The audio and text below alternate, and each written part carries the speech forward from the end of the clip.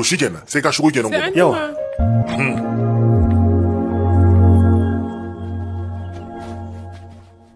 Miki, idan kina buƙatar wani abu ki kira ni. Sannu Niki, fatan kina lafiya. Me ya kawo ka London? Ki yi haƙuri Niki. Na ƙona miki rai sosai.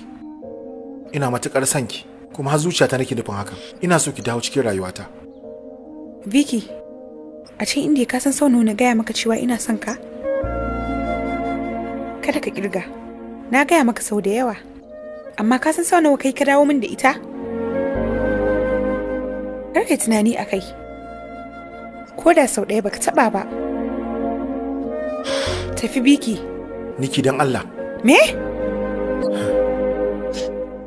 A wace ranar kin ce kina so na? Hakan ya jefa ni cikin rudani. Yau kuma ni na ce ina son ki, amma ki haushi na ke ji. Amma ai na yadda da kika ce zamu reni soyayyar mu na tsawon wata biyu na amince. Yanzu ni ki neman lokacin ki, ki ban wata biyu. Me yasa? Zan sa ki dawo so na.